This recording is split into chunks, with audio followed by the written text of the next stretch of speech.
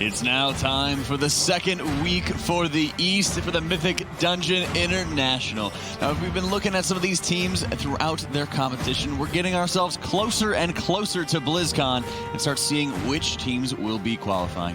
Hello, I'm Jack, and joining me for everybody to tell me happy birthday, we've got Sloot, Nagura, and Teddles. How's it going, friends? I mean, it's good. How many times did you need to hear it? I already told you like 3 times. That's one. Oh, yeah, that's 4. All right. Happy birthday, Jack. Thanks, happy birthday, Nagura. It's 1. Oh, thank you. It's everyone's birthday here today at East Weekend. I mean, it's great. It's a great old party, you know? And it sure is going to be a party for some of these teams. And especially in particular, we got Buff War Nerf Rogue who's got the bye today. So they got a nice little gift coming into it. As we take a look at some of our standings going forward into this, Buff War Nerf Rogue is sitting pretty with that 410 points. And it's going to get even sweeter this week in particular, Teddles, because Team D is not going to be here this week because of a family emergency. Yeah, we heard that apparently somebody on their team ended up having to have surgery on their arm or something like that, so we may not have Team D next East Cup either. So it'll be interesting to see what happens with that. That just shows the intensity of how much these players play. He had to get his bionic arm looked at. That's true. Unfortunately, won't be able to attend now. That's right. He's an absolute beast onto that end. So with regards to that, there is going to be a bye for Buff War Nerf Rogue, and they have a good opportunity to start extending their lead throughout, or start gaining a lead, for example, to actually get into those higher tiers. So our first matchup of the day is going to be with One Last Chance versus 430 to see who goes up against Buff War Nerf Rogue just a little bit later. And Nagura, we've seen a number of these teams, you know, kind of competing here and there. I mean, Big Money Crab is also a notable addition. They're back in action once again. So we're seeing some of these teams coming back, getting back into the mix and taking advantage of, you know, whatever points or whatever prize money that they can start earning as the season gets wrapped up. Yeah, I'm personally very happy that Big Money Crab is back. Yeah. I'm a big fan of Big Papa.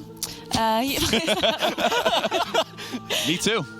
Me too, let me tell you. No, but they play some very interesting comps and some very, you know, they're just fun in the comps they're playing with, and they just enjoy the cups. So I'm just glad to have them back, and they'll see what kind of comps they bring today. Yeah, we'll have to see in particular with that one, because we are going to be having, you know, we've seen a little bit of adaptation and a little bit of growth. You all right, Teddles? Yeah, I'm good. Try to not laugh, man. You could just laugh. It's okay. We're having a fun environment here. I'll allow it. Anyway, what I was going to ask you, Teddles, if you can keep a straight face under this one, is we've seen the meta grow a little bit. We've been seeing the double unholy DK coming out. We've seen a couple different tanks here and there from the West. What do you think some of our expectations are going to be looking like, given what we've seen from time trials? I think it's nice to see, and we have seen a lot of different stuff from East Cup as well. We've seen some Vengeance Demon Hunter. It looks like Mistweaver Monk has also been pretty strong too, with Way of the Crane.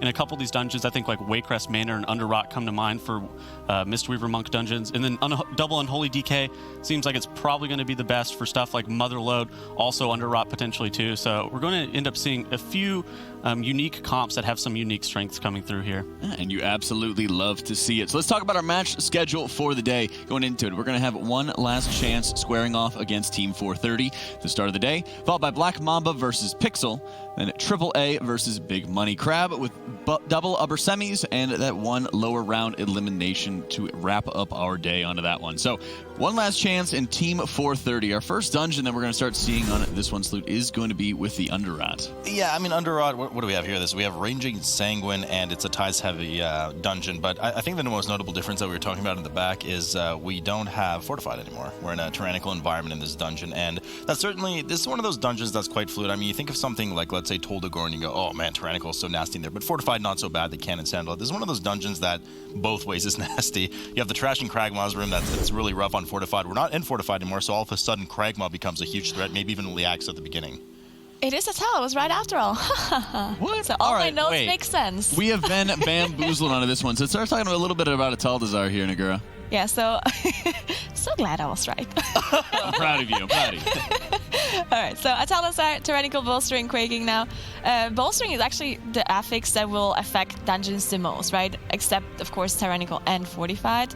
So Bolstering, especially in Atal'Dazar, because you have those small little mobs that jump around the Zorets, right? On top of the Sky Screamers. So we'll see what those teams end up doing. They might just try to snap the Zorets into a location without the Sky Screamers, just have them somehow secede so they don't get bolstered, because sadly, of course, that's true CC, so we won't get the bolster out. and Fury The Warrior's coming back. We saw a couple of Warriors. It's called Rogue King. I like that. Rogue King has thrown away his crown in favor of that Fury Warrior Madness. And that's a great point, as you mentioned, Nagura, being able to have enough crowd control to be able to isolate the Saurid packs, obliterate them very quickly. That way you can start having some of the larger snap pulls that we've seen, grabbing all of the dinos, grabbing the Dinomancer, any of the other pterodactyls going into that one. So it'll be interesting because in many cases, Loot, Team 430 doesn't really have a wealth of CC compared to their opponents.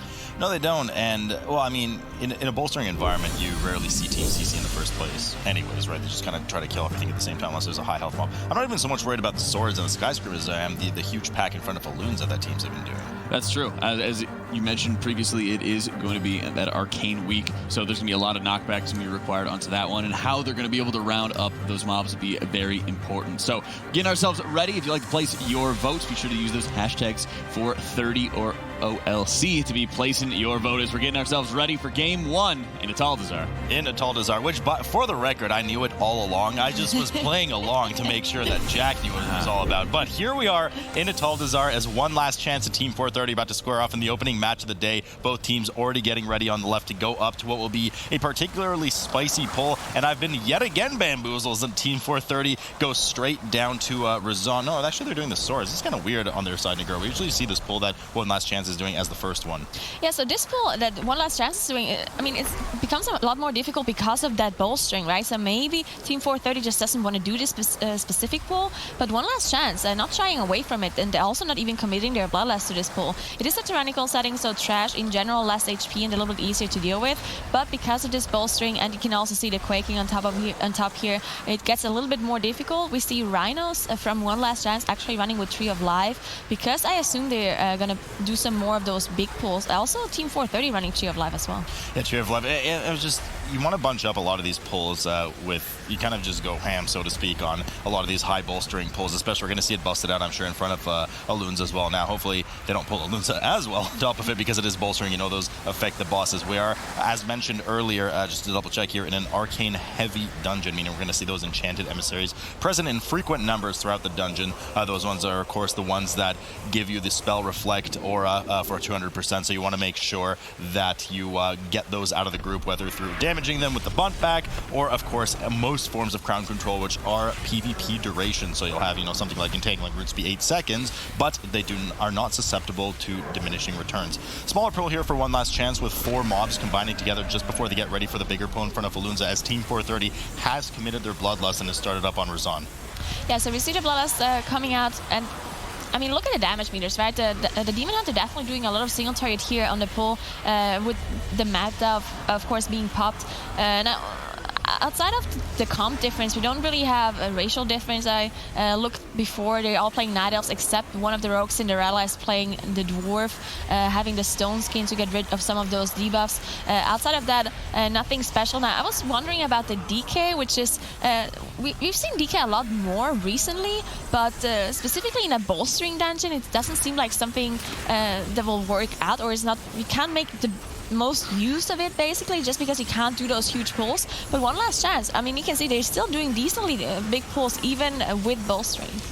I mean, if everything's the same health, you want it to die at around the same time. So yeah. DK would be good in that regard. But true, as soon as we're going to get to those Saurid combos with Sky Screamers downstairs, we'll see just how DK is able to hold out, as they have committed their bloodlust to this Arcane Emissary large pull in front of Alunza here. A lot of damage going out as they're halfway through burning it. And this is where it's really going to get nasty. Everything looks nice and low, but as soon as those bolstering stacks come in, especially on something like the Juggernaut, if that gets over bolstered and charges out and clips Raynons, that will be an easy one-shot, especially because he's already popped his Undulating Tide. So no access to that for about 30 seconds now as Team 430 still chewing through Razan here. We are once again in a tyrannical environment, so Razan is a particularly nasty boss, high amount of health, and just does a truckload of damage to the tank. You can see that Inspiration on the side of 430 has already committed his Shield Wall and Last Stand, so all he really has left is Avatar for a bit of extra mastery, but that really won't help much with that bleed.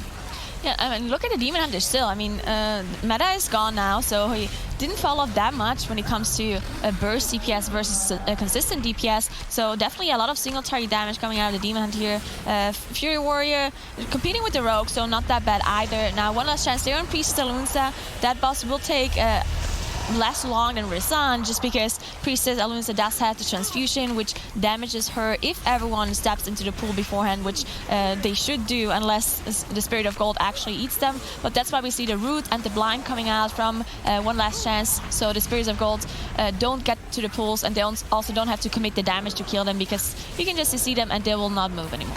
They will not move, as we can see on the side of One Last Chance. Indeed, there's a Root and also a Blind in the back. Now, Priestess Alunza more specifically damages herself for 25% of her health with each transfusion, so the players need to do just a bit of work to make sure that she falls over in the end, and a lot of damage coming out. We do know that Priestess Alunza, just to recap, was one of the 2 bosses in here that were buffed pretty substantially in patch 8.2, just because they were kind of a joke before, very easy for players. So her and Volkal do a substantial amount more damage with some of their iconic and trademark abilities as opposed to last season. Team 430 has dealt now with Rizan and is moving up to that left side terrace pole. They don't have access to Bloodlust. In fact, neither, well, we saw One Last Chance earlier, they didn't use their Bloodlust on it either, but they have to be really careful to make sure that the augurs are interrupted here, and of course that Kiki is up on that stair so we don't get the charges from the Juggernauts.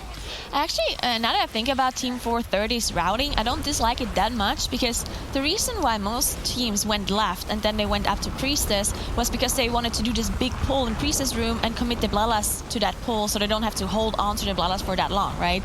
But with Bowstring, you can't pull mobs on top of Priestess, right? So One Last Chance was committing their Bloodlust to a trash pool right in front of Priestess, which on a tyrannical environment does not seem as efficient as committing your Bloodlust to something like Rizan, which takes so much time, and maybe Yasma later on. So I don't dislike Team 430's strategy where they go straight to Rizan, use the Bloodlust there, and now it seems like they're doing the same route as One Last Chance did before, but they just went to Rizan first just to get the Bloodlust up. So we'll see if Team 430 goes up to Priestess right after this pull here, or if they decide on doing something else. Yeah, the only superior thing you really get with this routing on One Last Chance, even if you don't pull Alunza with the pack, is the fact that you don't have to backtrack a bit, right? You have to jump into Rizan's pit and go all the way back around for Team 430. So that wastes a bit of time versus One Last Chance. We go straight up to Alunza and then we'll jump down into Rizan's pit. And the nice thing about both of these teams is that, I'm not sure if you saw it over on the One Last Chance side, but there is a Void Emissary sitting on this side of the bridge towards Priestess Alunza. So by doing the trash there, they're able to skip it. Now, in fact, actually, it was pulled. You can see Ken did get pulsed by it, so the Void Touch Emissary was pulled. They're actually going to kill it here, which is really weird, because this is a pathing that allows you to completely skip this, and it's an extremely dangerous mob, just highly prone to killing your team, and you just don't need it for count in this dungeon. But nonetheless, they have committed to it. Second pulse about to hit the group right now. They're going to have to LOS or kill it before the third one. They want nothing to do with it as the healer. I'm not sure if he meant to go down there, Nagura, but nonetheless, he is downstairs now. Well, he has to come back up. I'm not completely sure, because, that might just be a full team wipe. I think they might just be in combat with something that they were not supposed to, or Rhinos, just falling off, causing this wipe. And there was an emissary there too, so he probably couldn't stop back. Either way, that's kind of a problem for One Last Chance now, because they were pretty far ahead with their 55% trash and their one boss down compared to the 27% trash from Team 430. So this wipe might actually cost them quite a bit of time. As you can see, the mobs were also really low, those Sky Screamers, before they had the wipe. Team 430 though didn't choose to go to Priestess, but they're backtracking to the other side of the area and are on their way to Volkal, I believe. Yeah, this is a bit of a question mark for me. I mean, I get what they're doing. It's more of like a Season 1 routing kind of thing that everybody used to do. You kill Rizan, you go up, you do the big pull when your 2-minute cooldowns are back up after Rizan, and then you head over to this terrace. I mean, I haven't seen an honor guard pulled in these dungeons in quite a while at the MDI, but Team 430 does finally stealth and skip past. They have to spread out here for the Quaking, otherwise it'll take them out of stealth. And I think they managed to squeeze by at the very end. So they are now in Volkal's room. Did the trash get pulled there? I think it did. Yeah, he did. Yeah, he did. So they didn't time that too well. We do know that Quaking hits every 20 seconds. So they unfortunately had to sacrifice a Havoc Demon Hunter named I Have No Phone. But if he had the phone, he would have been able to take that call and know that to spread out for the Quaking. None work out for them here as they start on Volkal in a moment. We already see the snap position coming in from One Last Chance. And as Nagura mentioned, they're having to be really careful with what they snap onto there. If there are swords involved, which have actually done a good job of crowd controlling here, they will bolster those larger mobs. Yeah, and he can't even play Diablo while he's waiting for the rest. One last I was going to say that later. No. I'm leaving. I'm going home for the night. So One Last Chance did manage to get everyone back alive. Now they are doing a snapping pull on one of those ledges where they actually pulled the middle pack, which is interesting because they don't actually have the same amount of HP, but because their health pool is so high, you can, just switch your damage target, right? So if one of those rhinos have much more HP than the other, then you can switch to your single target damage to something else. So they should be able to somewhat get them down at the same time. One more thing, they also managed to get Keisha on the ledge, which is something we've seen other teams fail to snap just because I don't know, it's a caster, so it's hard to snap it on this very position. But they did manage to get it there. That's actually Keisha. I'm sorry. That's not Keisha Shante. One Last Chance here, 61% now. And you're right. The reason for that is that it's a ranged. I don't want to say caster. It's a ranged mob, so it's kind of a hunter style mob, and you can't interrupt them to prevent them from casting something again and then have them blink to you. So oftentimes she'll just sit there and keep shooting at the tank even after they jump off. We've actually seen that be really bad in Sanguine weeks because she just sits there after you kill one of the dinos, and well, she doesn't move and ends up healing for quite a bit of health. Team 430 here, 35% trash and 81% on Volcall. They're still working through the second phase here as One Last Chance sits at 72% trash, almost double the amount of trash, over double the amount of trash for Team 430, and has now pulled Razan falling into the pit and will be dealing with this boss. Now, certainly between these two bosses, I would say Razan is likely the more dangerous boss, at least in terms of spot danger for the tank. You can see Sharis's health going so low there as the fear comes out, and they do line of sight. Here come a couple of Raptors on top of it to join the festivities, though. Unfortunately, Cattles got feared the DK, but they also pulled a bunch of Raptors, which shouldn't be a big deal for the warrior to deal with, but we've seen some other Proud warriors drop very low because of this bleed, as Sharis just dropped super low right now, so I probably spoke too soon, but there we go, it should be recovered right now. But yeah, this bleed does a lot of damage, especially on Tyrannical, and we see a bunch of tanks actually struggle with this a little bit, especially because teams want to avoid the kiting, the fixate from the boss by using Shadow Melt or using Vanish, so the tank gets even more physical damage and has to commit more defensives just because the boss is not chasing after another guy and doesn't give him this breathing room, basically. Yeah, and not just that, and I mean, the bleed itself is nasty already, but it actually debuffs you, making you take increased damage, so the effect really gets compounded when you have 3 Raptors on top of it. All those Raptors are doing increased damage to the tank right now. Shara's finally getting through his next round of bleed as another little Raptor joins the party right now. Razan sitting at 59% as Team 430 getting to the end. They're seeing light at the tunnel for Volcall right now, at the end of the tunnel, excuse me, as Volcall hits 10% for their team. Now, they still have to go all the way to Priestess Alunza's side and still deal with 37% worth of trash in order to be equivalent to One Last Chance, 72%. I mean, at this point, One Last Chance certainly seems to be in the better position, in my opinion, Nagura, but they have 2 deaths on the board extra versus Team 430's 1. Yeah, and it's also hard to, because look, I mean, Razan is taking them a really long time right now, and they don't have their Bloodlust available. I assume both of the teams will only get 1 more usage out of it. Team 430 does have theirs ready, but they didn't want to commit it to Volcall, of course, because we talked about this a lot. Volcall just kind of dies on its own because of the debuff that he's inflicting on himself, so you don't want to commit too many offensive cooldowns there.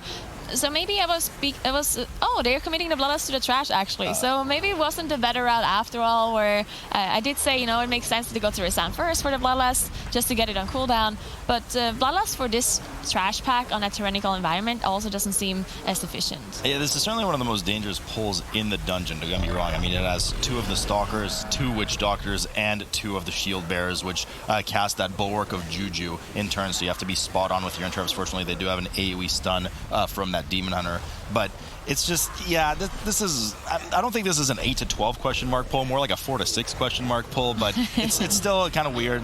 You certainly want to commit that Bloodlust to, usually at least, the Tyrannical boss, at least is what we see most teams do, but they know better than we do. They've been practicing this one inside and out, so Team 430 now finally finishes off that pack without a moment to spare, as Bloodlust had fallen earlier. 47% trash on the board for them now, as One Last Chance has dealt with Razan and is starting to head up. They still need to deal with Volcall, while Team 430 is working towards Priestess Alunza here. Yeah, so they're actually using one of their shrouds to go past the trash mobs here. They don't want to deal with those Sky Screamers. Again, the Sky Screamer packs are a pain to deal with in this bolstering setting because, the swords have a lot less HP than the Sky Screamers, and you only have limited amount of CC available as well. You have the double step from the rogues to come out, which are the only true CC they can use while still being ranged to not get bolstered. If you use the blind or any other CC, then and you kill them within 60 yards and you still bolster him up, so you definitely want to watch out for that. But you saw some of the snapping come out here with, I believe, 2 or 3 sword packs that they killed at the very same time, and you see the sap on those Sky Screamers, and now they can pull the rest of the Sky Screamers together. Yeah, the power of that true CC, making sure the bolster doesn't go off. Really clever play here by One Last Chance as they combine 3 Sky Screamers here. Now, each Sky Screamer only needs 1 melee interrupt, so 1 15-second cooldown interrupt to be attended to, and they have 4 of them in this group, so should, of course, be no problem for them to not get a single one off right now, as Team 430 still working through a bunch of the trash, not snapping it at all. We see Tranquility popped here by Kiki right now, making sure the group's nice and healthy as the rest of the bolster goes out on that Sky Screamer. That is probably like 6 stacks of bolster at this point. Yeah, it really seems like Team 430 does not want to do any of the snapping. They just slowly go from pack to pack. It does not seem as efficient, though, especially because of the bolstering, right? Whatever One Last Chance is doing with, snapping the swords and leaping the Sky Screamers to seed is definitely the way to go to be the fastest and the most efficient. Now, there's some problems with snapping. We see lots of people fall off and make mistakes there, or some of the mobs not snapping properly, and then you end up having like a huge bolstered sword somewhere that just one-shots everybody. So there's some risk involved with the snapping, but it definitely is the way to go. And there we go, Shara's actually falling out, just like I mentioned. Shara's right on cue, cosplaying Nagura, falling off there into Razan's pit. Team 430, I was kind of grimacing as you were talking there, not because of your description of falling onto the pit, but rather because Team 430 as well dealt with the Void Emissary, which is really scary there. Unfortunately, no deaths for them, so they did manage to chew through it, but I mean, in most situations, if you don't have anywhere else to go, then it's understandable that you do avoid Emissary, such as the beginning of Wake Rest Manor when she's right on the stairs. This one's easily avoidable, so I'm not kind of sure about the pathing and if that's really worth it. It's a very inefficient mob to kill and very dangerous on top of it, even if you manage to pull it off. A lot of bolstering coming in here for the Sky Screamer again at about 15% HP remaining, so don't let it fool you. That Sky Screamer is doing a ton of damage right now and has a lot of health, even with that remaining sliver, because they killed all of those swords quite quickly. One Last Chance has accrued 1 more death on the board due to that rather sloppy snap there. Shars had to run all the way back around, but they do sit at 4 deaths and 92% trash as they are now in front of the last pack that they need to deal with, the one that we saw Team 430 commit their Bloodlust to earlier. So last pack that they need to commit with here before going up to Volcall. I don't think they pulled the Stalkers, though. I think it's just the 4 mobs. So they still have the Stalkers patrolling up the stairs. Yeah, we see some more stepping come out of One Last Chance here, with just one pack that we saw Team 430 commit their Bloodlust to earlier. One Last Chance still has their Bloodlust available, not committing it here. I assume they will save it all the way up to Yasma at this point because they won't get another usage. But yeah, this pack, one of the most difficult packs as we alluded to earlier. Team 430 did manage to get it down pretty easily, not having too much trouble, but One Last Chance bolstering some of those mobs quite high. You can see those shield bearers just having a lot of HP left still. They assume they have 3 or 4 bolster strikes each, so Sharos needs to be careful to survive here when the shield breaks come through, but they should be able to finish it off, while Team 430 finishing off some of those honor guards on their own. Yeah, so the ones right before the Fire Gauntlet. I think there was only 2 bolster stacks because they didn't pull the Stalker, so it wasn't maybe too bad. They're stealthing them. I'm not, it looks like they're stealthing them, and that's why they started early. And good job splitting up there for the Quaking and not having that sloppy death that Team 430 had earlier, as they very patiently wait in front of the torches coming out of the sides on the stairs. That will easily 2-shot you. Maybe even a 1-shot, actually, on an 18. I'm not sure. I never get hit by them. We'll have to ask Jack. But they do successfully make it up the stairs as the big pull comes in here for Team 430 right now, the one that we saw earlier. But the Bloodlust committed, but right off the bat, Disaster striking as I have no phone, takes it to the face, gets the res right away. They still have 2 remaining in the dungeon. No, actually, he released. Oh, no. Why did he release? So no res coming in for him. I guess Kiki, I don't know, miscommunication there, but they had 2 battle reses they could have committed to a Havoc Demon Hunter that didn't even pop his meta. He had all of his cooldowns ready to go. So a bit of a mistake there right now as he's running back into the dungeon. You can see him right here about to get back to the stairs, and he's going to have to wait for the fire as well. So huge misplay from Team 430. Hopefully they're able to handle the rest of that really dangerous pull, as One Last Chance is now clawing away and trying to finish off the first phase here, Volcall. I was just about to say that Team 430 might not actually be that far behind to One Last Chance, because all they had to do was finish off this last pack and kill Priestess. And Priestess arguably takes less time than Volcall that One Last Chance is fighting. So if the Demon Hunter wouldn't have released here, I think it would have saved him a lot of time. And then we also have the depth difference. If you can see, One Last Chance 4 deaths, while Team 430 is only in 2, so it's a 10-second difference. So this release, it was definitely just committed too early. Maybe he was panicking a little bit and they didn't want to think about it too much and just release immediately. But yeah, with having his CDs ready, having his meta ready, definitely would have helped to kill this trash pack earlier. But now they are on Priestess. They have their Bloodlust available in 3 minutes. That might be a little bit close for Yasma, maybe at the very end of Yasma. But either way, it's a tyrannical setting, so the last boss is going to take a long time. Both of the teams 100% trash, so all there's left between those two teams and winning the dungeon is Volcal and Priestess for each, and then Yasma at the end. Yeah, both of these bosses have a tendency to essentially kill themselves. Yasma certainly at a much higher pace with those 25 maximum HP reduction on her transfusion, which she's doing right now. Team does well here. You can see her chunking 5% at a time right now, so they're likely going to have to deal with one more round of that, maybe even 2, as the second mask is coming in now. I'm not really sure what crowd control they're going to use on the third mask here. They might have to just kind of go all in on it. They do have a blind for this one right now. You can see Cinderella just did go off to the side and use the blind on the second spirit. The other one is, of course, Entangling, rooted by Kiki, who does not have the Undulating Tides available yet again. We're going to get Transfusion and Moan here for Team 430. I mean, they got to do... They're gonna have. Oh yeah, perhaps Master It. Yeah, he does have Master It. Yeah, you're right. So he's gonna Master It, the last one. That's clever over there. As one last chance now at 23% on McCall. This is actually quite close between the two teams. It is close. But one last chance does have Bloodlust. In fact, if 430. Team 430 is going to kick themselves if they barely lose this with that release from the DH. Yeah, yeah. I mean, if it's going to be super close and they just barely not manage to finish Yasma before one last chance, then it has to be this DH, right? Because, I mean, in the end, he did save his meta all the way. So he did not use it on the Trash when he came back, and he did not use it on Priestess. I have to assume he wants to save it for Yasma, which is not only a very difficult boss on Tyrannical, but it also just takes a long time, so maybe that's what he wants to save it for, or maybe even for the Bloodlust. Yeah, but I'm not sure about that play because meta's a 4-minute cooldown. If you'd used it at the beginning of that trash pack, likely would have been up, I would say, by latest halfway through Yasma. So I think he just lost an entire use on his meta with that mistake earlier, because obviously he was only going to pop it on 2-3 mobs that were about to die when he got back. So bit of a misplay. They're both teams at the exact same time right now heading up to Yasma. We get a mass stealth coming out of Team 430 right now, skipping the last pack. Both are done with their trash at 100%, and one last chance has the advantage with Bloodlust, however has the disadvantage with an extra 10 seconds on the board from the deaths I had earlier, spreading out here for the quaking Team 430 as they start going up the stairs. Slightly ahead of them are one last chance, having a bit of trouble with the spiders there on the stairs, but they all make it up safely. It's going to be all about the difference in comp now, right? Because we have a pretty different comp from both of those two teams. We have the DK, which is really good, we know, on single target burst damage. If you have all of those cooldowns available, we see the army come out, we see the Bloodlust being popped, so the DK is going to do a lot of burst damage here. But the Rogues, in the past, we've seen Rogues not actually be that great on single target unless they get those 5 fast, unless they get lucky.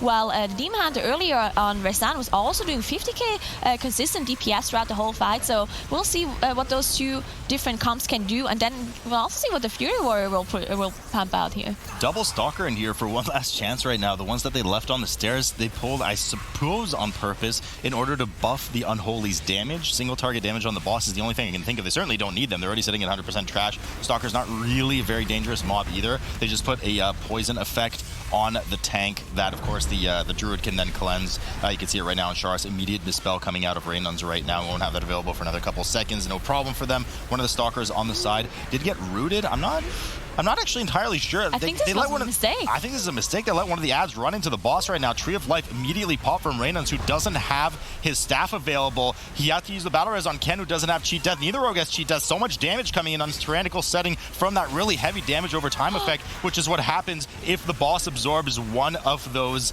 But they're going to kill the Stalker, and it's going to bolster the boss right now. Oh, this is an absolute disaster. Yeah, I mean, he just got the Entangling Root out on the low Stalker, so maybe he can keep him that way. But he can only root one of those two Stalkers. You can see him like rooting, but he died. Oh, the boss is bolstered at this point. You can see Ryan's dropped really low just from the ads, because the boss, not only does he have a lot more HP now, but he also does more damage. So this just means that one last chance.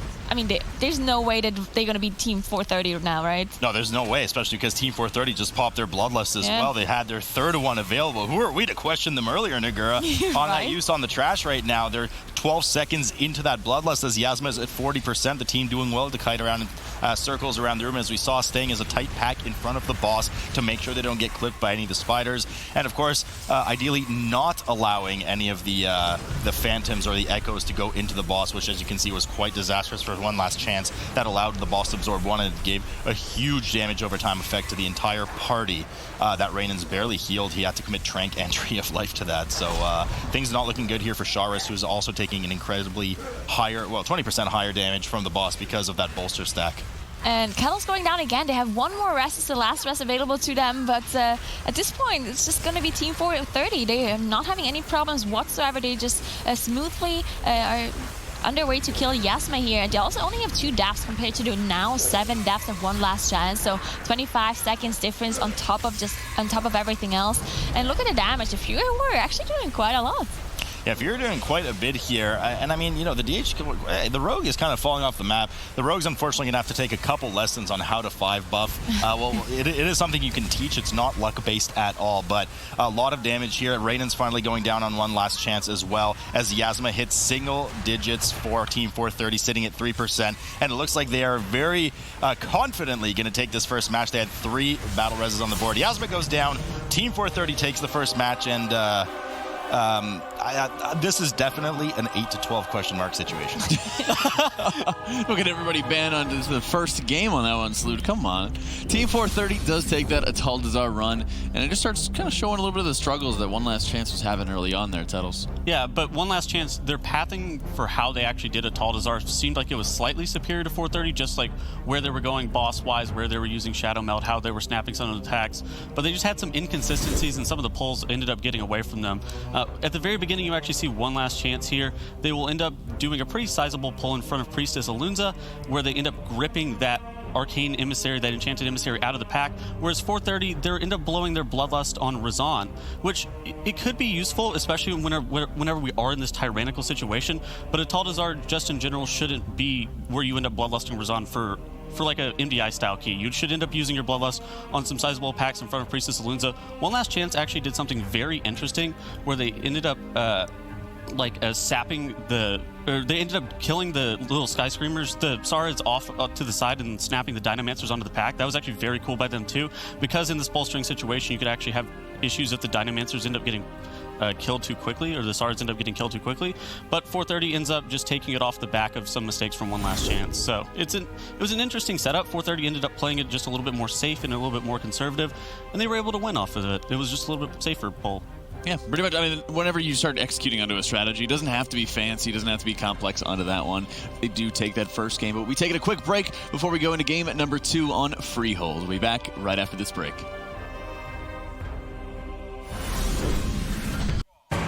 We're back with the Mythic Dungeon International here as we're getting ourselves ready for game number 2 between One Last Chance and Team 430. And these guys gotta have a little bit of a bounce back onto this one, Tettles. The Atal'Dazar performance at the end, pulling the double stalkers into the last boss, is just kind of painful to watch, especially when we had that bolstering environment. It seemed like it had to be a mistake. Like, they must have forgotten them whenever they were stealthing into Volk Hall's room, and then pulling them into Yasma seemed just like a blatant mistake. Like, you could use it for DK damage, but at what cost? Yeah. I thought about it. That's why I initially said it, and I was like, these are just dying way too fast for this to actually be the strategy. And then the Echo absorbed, and that's all she wrote. It was all she wrote, indeed. So, Freehold going into it. We've got our Tyrannical teaming and Grievous, so we're having a couple back-to-back Tyrannical dungeons on to this one. Grievous in particular, Nagura, it doesn't seem like it's going to be too big of a deal, but teaming could have a lot of different mobs going on throughout this. Yeah, I think Freehold just in general has been causing some trouble, to be honest, for teams, just because teams tend to do those really huge pulls, especially if they pull stuff on top of bosses. So we'll see how those two teams do in this dungeon. We'll have to see as we're pulling pretty damn close together with 54% to 46% as we're getting ready for game number 2 in the Freehold. In the Freehold, Jack, man, we're gonna have to talk about this. I know it's your birthday, but one last chance here. Team 430 about to square off, and we are in Freehold, which, contrary to popular belief, is not underwrought. Both teams stealth right away, right past that Void Emissary. Team 430 actually engaging the Void Emissary. We usually don't see this from the teams. Mass pull, we see this more in a live environment for key pushing, but they do commit their Bloodlust to a Team 430, and they want to get that Void Emissary down nice and quick here. We are, of course, in a tyrannical environment, as we can see, so the trash not as dangerous as we finally get the committed Bloodlust coming out of One Last Chance too, doing a more, I don't want to say traditional because it's more of a this season thing, but it's what we see teams do now with the line of sight around that pillar and doing a big pull just upstairs near Sky Captain Cragmaw's room, Nagura. Yeah, I really like the line of sight strategy here that One Last Chance is doing, just because you can pull as many trash bags as you want here at the start, and then you will just all be able to gather them up around the corner here if the tank just stands there and all the aggro targets. So I like the strategy come out of One Last Chance. Now, one thing they're not doing, oh, actually they were doing. So Rhinos was jumping on top of this house in the back to basically just remove the enforcer pull that the tank is not going to get thrown onto the ranged target. So well done by One Last Chance to make use of that mechanic, I guess. And now they have 13%, I guess, 13% trash, which is less than some of the pulls we've seen from the Western region, but still a decent amount of trash compared to Team 430, who I believe did 2 pulls to get to 13%. 2 pulls indeed. We see a bunch more trash coming in here for Team 430 right now as Kiki has a nice little lay down in stag form there, making sure to get the mana up before this pull. Enforces, of course, very dangerous for the tank, as One Last Chance has already started on Sky Captain Craig here at 83% right now. Cuddle's taking just a bit of damage. You do know Sky Captain Craig, particularly dangerous boss with the amount of splash damage, if you will, that goes on the group, not just the tank. We have, of course, the fire frontal in the second phase and just the random shots at the beginning. We do combine trash here with Sky Captain Craig for One Last Chance. We've seen a lot of teams do this. They just have to be careful to interrupt that bonesaw that's present in the group right now. I have no phone going down here on the side of Team 430. Immediate battle res comes up. Not going to have that available for about 7.5 minutes right now. So that was a bit of a silly death coming up early, especially because it wasn't even, it's not even the boss that did it. There's no boss present for Team 430. He must have just gotten hit by one of the kind of snapshotted frontals from the enforcers, which is just not paying attention. Yeah, and you can see the knock coming out here for Team 430 as well. So they're not making use of this of the ledge jump. They're not making use of this clever use of game mechanics, so the tank is not getting thrown. One Last Chance, on the other hand, they're already on 37% on the boss here. You can see how they're positioned here. You can see the rogues being really far away because of the increased melee range they have as outlaw rogues, and you can see how they are positioned around the boss. So only one member is getting hit by that powder shot off the boss, as you can see come out right now on Tay-Rogue. Now, Grievous does make this boss even more difficult just because Rhinos has to heal everyone up immediately as soon as they get hit by anything whatsoever. Even just a green pool that drops on Rhinos himself, the one that he's baiting in the back, usually not a big deal because it doesn't do as much damage, but because of the Grievous, it just makes it so annoying. They wasted the boss! No! The curse of Nagura lives here as the boss gets... It has actually nothing to do with you, but the boss gets reset here. And, I just wanted to mention, as you were talking there, they did have that close call. Sharis noticed it, and he actually heroic leaped just a bit out of the way just to be extra safe. And I was like, oh, wow, look at that. He's being extra safe. And then, no, I mean, that's bad. That's a huge reset at a boss that was, what, 15%, I think, something like that. So big reset coming in here for One Last Chance. They've committed so many resources to it. They're going to have to start over. Only some of the cooldowns are only coming up now. Adrenaline Rush is up for the 2 rogues right now. Cuddles doesn't have all of his CDs available just yet. Reyna's doesn't even have his staff available for 9 minutes or so right now. You can't even accrue stacks during that debuff, so a lot of resources lost already for One Last Chance here as Team 430 is at 32% on the boss in the similar position that One Last Chance was earlier, so they're gonna have to make sure not to get bumped out of the arena. I mean, that's just the problem with this kind of positioning, Nagura. It's so fickle. It's so easily, you can screw it up so easily and have a situation where the boss is reset if the tank falls asleep at the wheel and gets bumped by the bird. Yeah, so, I mean, one thing at least is that we had some small graphic mistakes. So it's actually 45 and not tyrannical, and that's actually in One Last Chance favor, right? Because so at least they didn't lose so much time because we don't have the tyrannical setting, so the boss doesn't have as much HP. But still, it's a huge loss. Team 430, 21%. They're on their way to the next area already as they downed the first boss. They pulled the boss slower, a lot slower even. I think when One Last Chance reset their boss, Team 430 just engaged it basically. So, but now it's their chance to catch up, and they're already 1 game ahead. So One Last Chance really has to do some huge pulls later on to be able to catch up to Team 430 as they're already on their way to the next boss. Now, one more thing I want to note is that teaming will require them to do some different pulls compared to the Western region, just because all of the trash packs do give less percentage, just because there's more trash available in the dungeon overall because of that teaming ethics. So I mean, these teams really love dealing with these Void Emissaries, but Void Emissary pulled here on the right side from Team 430 as they pulled one of the Oarsman's pack on top of it. Now, is this the most dangerous Void Emissary in the world? No, because you do have a close quarters line of sight that you just saw Kiki do there a moment ago. They don't really have to take any danger of getting one shot by a 3-stack. In fact, the Emissary is done here, but you don't really see this trash pulled almost ever. The only time you ever really see an Oarsman is at the end of the dungeon. It has high health, it does a ton of damage to the tank, it has a C-spout ability that if you don't interrupt, likely will lead to somebody dying just because it puts a huge area denial on the floor under each player. So nonetheless, they do deal with it. We're in a void-infested dungeon as far as the emissaries are concerned, so we're likely going to see that void on the side as well, Nagura, for near the Council of Captains at the bottom. That's on the side, so that means that they're going to have to play the bosses very close to the edges. We've seen most teams do. Now, the problem with a void-infested version of Freehold here is as soon as you cross the bridge, you're kind of in the worst of most zones. You have a Void Emissary on the right that they killed. You have a Void Emissary on the left that some teams kill. There is a way to kind of get between them, but it is very sketchy, for lack of a better term. So I guess it's not full anger that they had to deal with that Void Emissary, but nonetheless, it is certainly very scary and inefficient mobs to deal with. But sometimes they're just kind of forced down your throat, and there's nothing you can do about them. Yeah, Team 430, to be honest, they have shown that they're playing more of a live service strategy when it comes to the dungeon, at least in Atal'Dazar. In Atal'Dazar, they were, they were pulling the swords without really snapping them. They were going to the sand first instead of to the left, and that's more of a strategy we see on live keys when you do higher ones, compared to One Last Chance actually doing some more of those MDI strategies that we've seen before. So we'll see if Team 430 actually commits and kills those emissaries, that Void Emissary that we've been talking about earlier, that is in this room here, that caused some trouble for other teams, while One Last Chance did skip this other Void Emissary as well with a Shroud that we just seen as they do one of those really big pulls, and we see the healer be in tree form and just gets gripped in by a Harpooner. Yeah, and it's really dangerous, a lot of damage coming in. Finally, the tree form that Tree of Life form comes off for One Last Chance, and I was pointing to the screen just making sure Nagura saw it, because it's a teaming environment with Fortified, and there's a lot of dangerous trash in here, and trash that not only does a ton to the tank as well, but you have Blind Rages going off, you have the Buccaneers doing their the banana whirlwind essentially on top of the group, so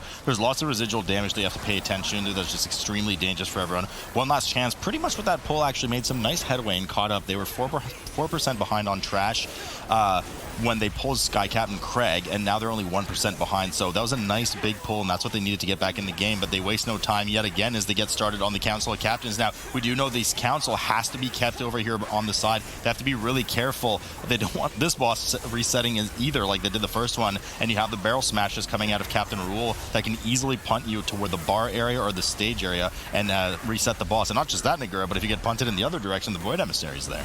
Yeah, thankfully, they don't have Eudora active this weekend, so making Grievous not so difficult on this boss to deal with. That's why you can also see them pull some trash on top of the boss. They have to be careful though, because those bosses do a lot of tank damage, and the tank mechanics still have to be dealt with. So Showers needs to be careful to be able to survive all of this and not get hit by any of those blades or anything on top of that, while also having to deal with all of those Grievous stacks. So you can see Showers just dropping really low, while Rhinos has to just spam that regrowth on top of it.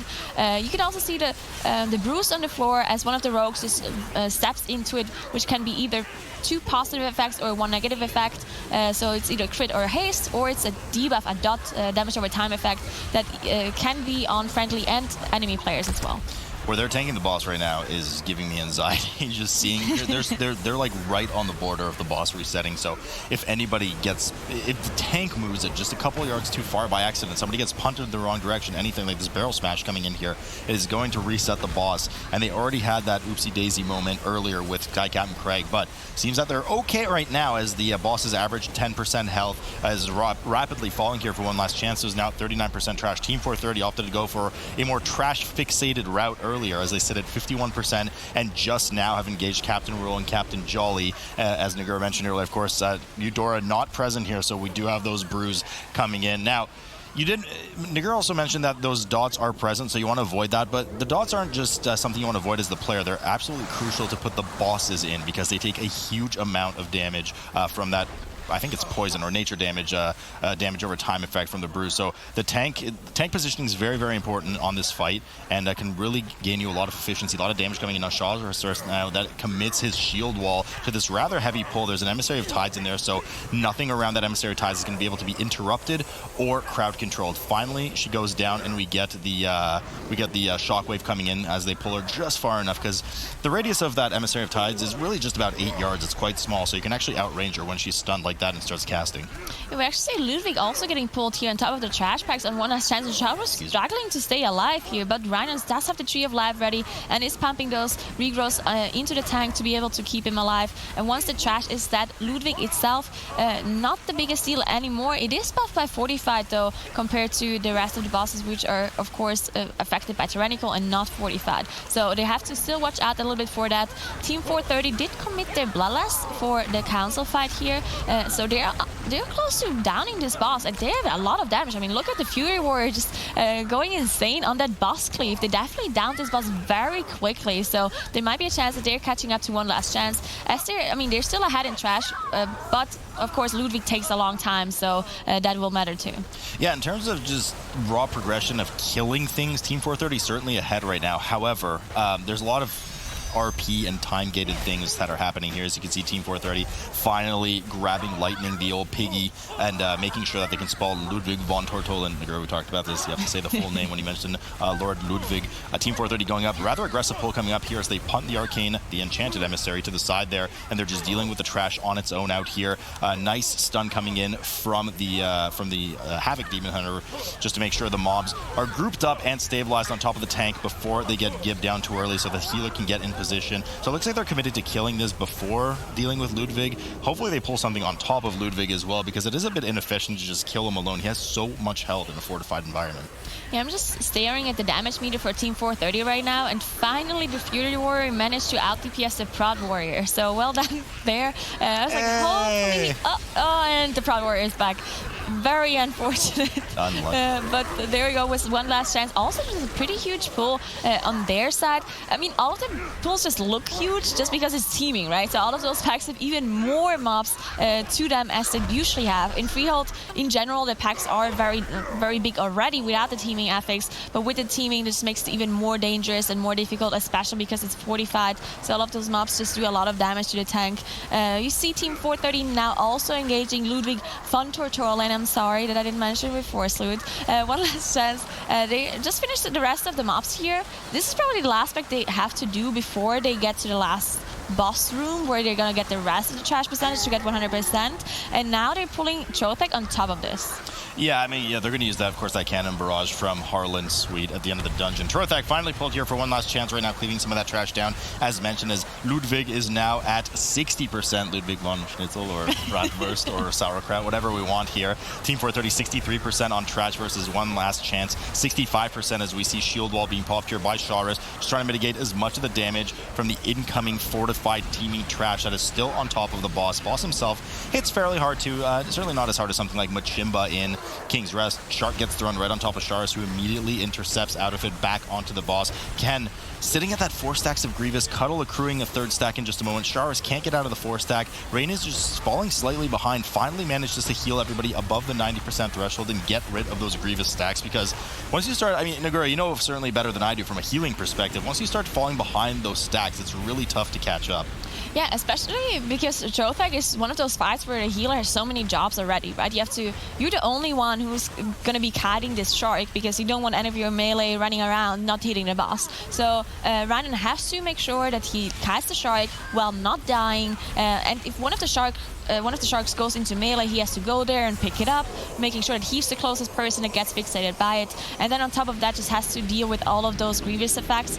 Now, hopefully the melees try to avoid any sort of damage here, just they don't... And there we go, they jumped into the very last whirlwind hit, just so everyone got some Grievous applied to them. So now Rhinon has to heal them up. Good job, guys. I was just talking about you avoiding it, and you don't. I feel very sorry for Rhinon right now. I don't, because healers need to have something to do on this fight. Otherwise, they wouldn't have anything to do if the melee didn't need to get healed really? and have their DPS brain sitting in there. Sharis committing, I believe, his rally. No, rallying's still up. That was his avatar. Pop's avatar. Torthak here, 25% right now. 1/4 HP left with 70% on the board for trash for one last chance. His Team 430 sitting in an equivalent 70%, but they're about to kill one more trash pack.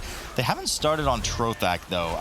This is a bit slow. I'm not liking their process here personally around the Ring of Booty. They've separated a lot of trash from Ring event, whether it be Torthak or Ludwig or even Lightning before that. So I think it's lost them a bit of time in what has otherwise been actually a pretty good dungeon for them. It's just kind of weird how slow they've been, because one last chance with a boss reset at 15% early in the dungeon should technically be substantially behind, but they're actually in the leader seat right now.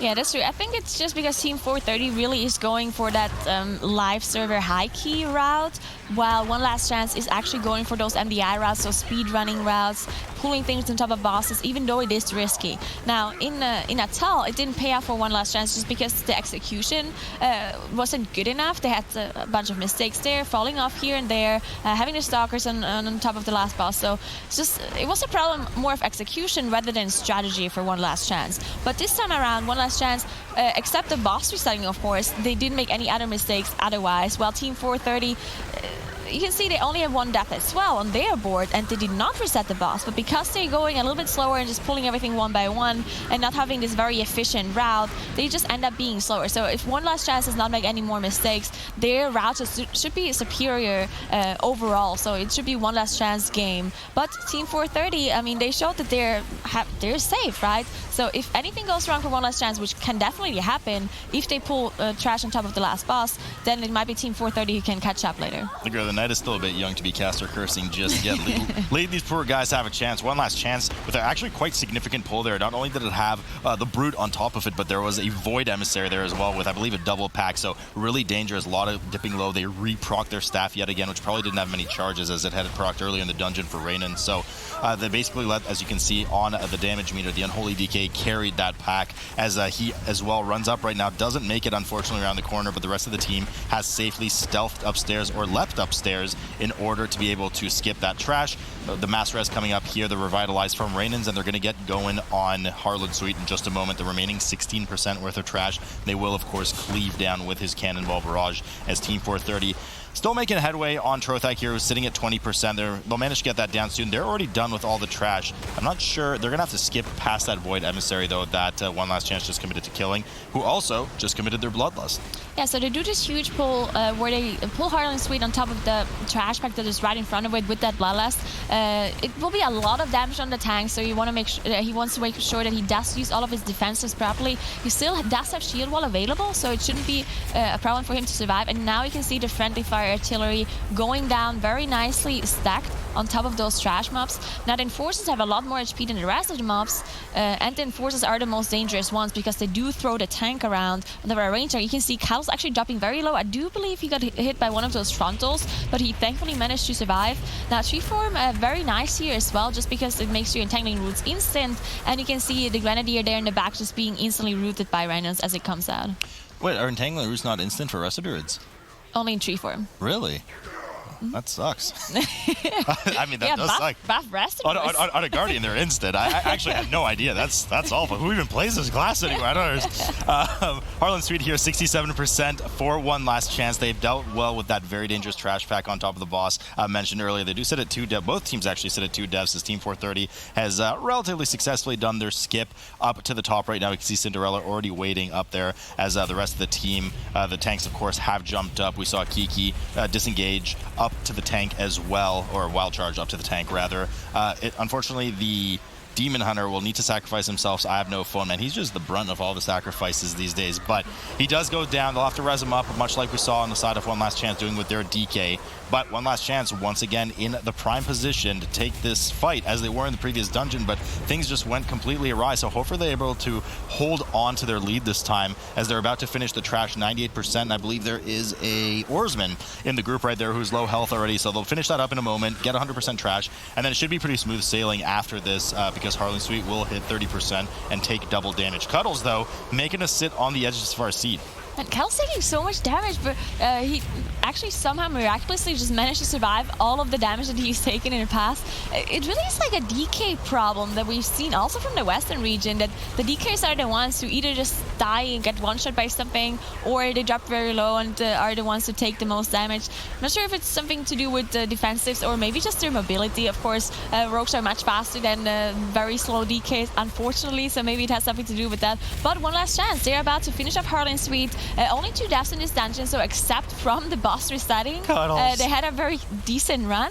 And now they're gonna tie it up 1-1 between One Last Chance and Team 430 here. Yeah, and a pretty good showing there by One Last Chance, showing that they can bounce back and start playing at a much cleaner level and much more composed level. And that, when you're going into tournament play, and especially when you're going through the round of 8 at the start of it, Settles, that's really what you want to see from these guys. Yeah, One Last Chance, it seems like they're actually trying to pull more like an MDI team, whereas Team 430 is pulling a little bit more conservatively, more like live key routes.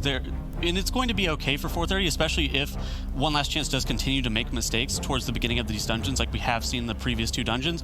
But 430 probably should be pulling just a little bit more aggressively overall. One Last Chance has like just a major blunder at the very beginning, which is the boss resetting. So the tank actually gets hit by the bird across the room, and then once you actually end up getting knocked out of the arena, the boss will end up walking out and resetting. 430 gets in really prime position to be able to take the whole entire match off of a mistake like that. But then One Last Chance just does some fairly substantially large pulls towards the middle. Like, that was actually very dangerous for their tank there. He actually dropped incredibly low, but they were able to recover because of that. One Last Chance ended up just pulling in such a way with all of the trash, just merging as many packs as possible together, that they were actually able to put themselves in the driver's seat, and they were able to actually end up taking that match because of that.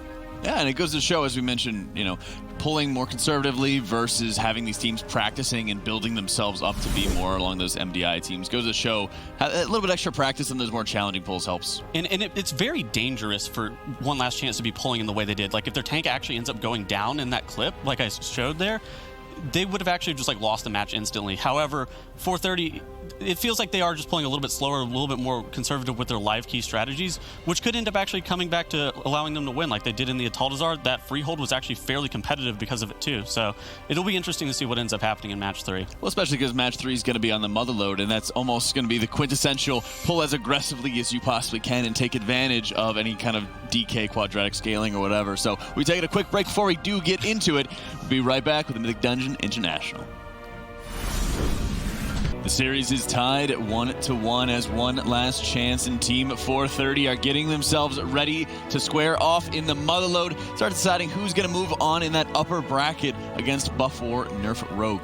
So one of the things, and Settles, you really encapsulated on that last dungeon, is where Team 430 is going through these kind of live strategies, and a lot of times when you're playing through it, you feel like, oh yeah, I'm going pretty fast. We're going through the dungeon. We're not making any mistakes. But it goes to show, Salute, when you're able to pull off these very aggressive pulls, when you're able to start taking advantage of, for example, the DK we've talked about a little bit, being able to make sure that you're setting these pulls up properly, like a lot of the MDI teams have been doing, spreading away from any of those strategies. It goes to show how much more quickly you can do it and how the routing becomes so much more important. Yeah, I mean, it's kind of 2 things, and you mentioned both of them there. One is the routing is a huge thing, and they're able to, against most other teams, a reset on Sky Captain Craig at 15%, like, you're done. That's all she wrote. That's all she wrote, unless the other team has horrible wipes. And then the other thing was just the comp. They really played well around that Unholy DK that gave them a ton of damage versus the Fury Warrior on the other side. I mean, Nagura was even memeing about them barely, not even beating the Prot Warrior, whereas you had the Unholy DK doubling the damage of the rest of the group. Most definitely. We've seen it. Unholy DKs have an absolute field day in the Motherlode. So let's get it started. Game 3 right now. Game 3 right now, and no comp changes for either team right now. Both teams still running 3 rogues. We, of course, have a red rogue on the side of One Last Chance and a purple and a brown rogue for Team 430 right now. Both teams mass stealthing immediately and heading straight to that kind of central gazebo or hut area, whatever you would like to call it, as they get ready to do what I presume would be a fairly aggressive pull. Now, Nagura, of all the Motherlodes we've seen, and we've seen a lot of them, we've seen a lot of Motherlodes. Oh, yeah. These affixes really not that dangerous. They could certainly be a lot worse. Quaking and Skittish.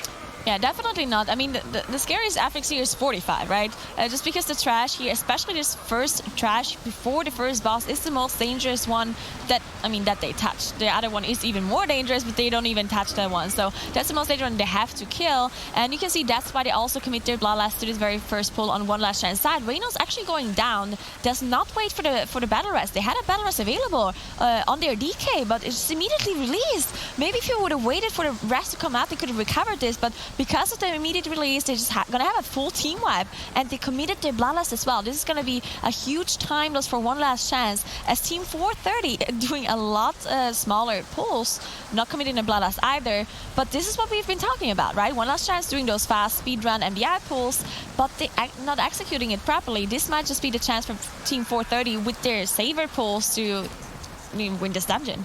Yeah, you're absolutely right. It's just, we've seen it in past weeks before, not every week, of course, but every so often we get the whole slow and steady wins the race versus the Speed Demons, and the Speed Demons ends up, just having a choke or a hiccup, whatever you may want to call it, like one last chance just did there. Now, it is very early in a dungeon where, frankly, a lot can go wrong.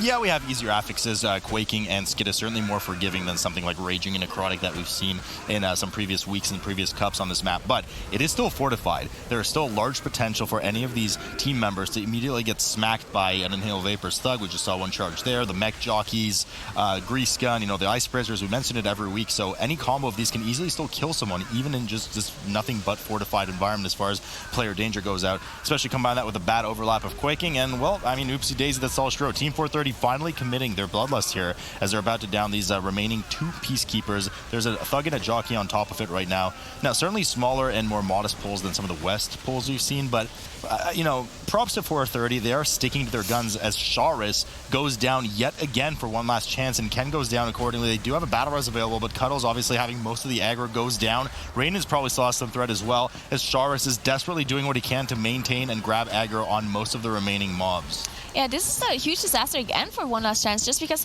of the huge wipe they had earlier. They don't have any of their defensives ready. They didn't have the riposte ready on their rogues. They didn't have any defensives on Cuddles ready, so they were just going down because of the aggro. There was nothing that could prevent their death once Showers is down. Even though the Battle Rust comes out immediately, it's not going to help, just because he can't get the aggro back immediately as soon as he's alive.